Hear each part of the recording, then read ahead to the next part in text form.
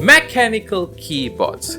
Yeah, now it's a big thing, and some of you might be wondering, what on God's green earth is a mechanical keyboard, and why the heck is it so expensive? Well, that's what we're going to talk about today. Some of you might already own one, but for those of you who don't know, a mechanical keyboard is kind of a big thing now. Yeah, sure, it is a keyboard, but that's just on the surface. What goes on internally, that's where the magic happens. When it first came out, people had the perception that mechanical keyboards were made for gamers, and that's because of how it was marketed. But times have changed and we live in a new world, and in this new world, mechanical keyboards can be for anyone. Keyboards come in all different shapes. Well, not really, it's either rectangle or just more rectangle. But it also has different colors as well as materials. Now obviously that's just a preference thing, but what's more important is the type of keys that it uses. Now the first type of keys is obviously the bumper keys, or as most of you know them as the membrane keys. And then of course you have your mechanical keys. Now the bumper keys have managed to serve us well over time, but we humans are always in the pursuit of perfection. And that's where mechanical keyboards come in. Mechanical switches are slightly more complex, and in that switch there is a spring that bounces the key back up. And also when you press down on it, there are two pins that will connect, which will complete a circuit. And that circuit will basically send the key press to the computer. But here's the interesting part. Mechanical switches come in very different types, and picking the right one can really change your typing experience.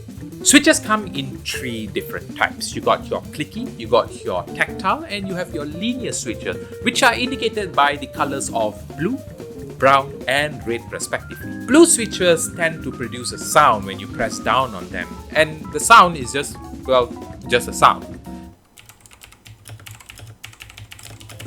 Okay, fine, not really. It's also to just tell you that you actually press down on the key.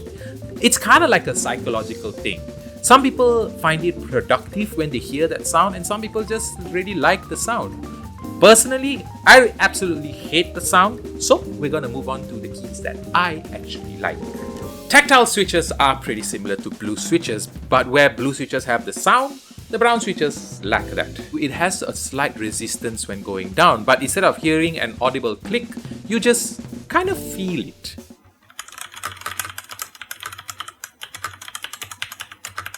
It's great to use this type of keys if you plan to use them in the office, because it's not going to distract your colleagues, but at the same time it will still give you that feedback when a key is being pressed. Then you have the linear switches, which has absolutely no sound or no feedback. And what's interesting about linear switches is that it has a lower actuation time, and that means that the key doesn't need to go all the way down in order to register as an input.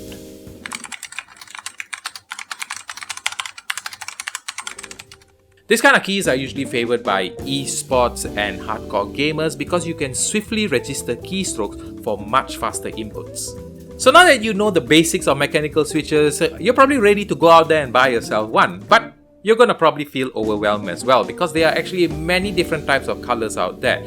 But if you stick to the basics of clicky, tactile, and linear, you should be fine. The sudden importance of having a good work from home setup has become paramount, and these are those little things that can help the transition become much easier. Mechanical keyboards might be more expensive than membrane keyboards, but the price justifies the purpose, which is basically to give you a far more superior typing experience compared to, let's say, a $10 keyboard. And now you are ready to go out there and get yourself your very first mechanical keyboard. But before you do let us know what you think about this style of videos, and if there are any other topics that you want us to research on and make a video out of it, do let us know in the comments below, and I'll see you in the next video.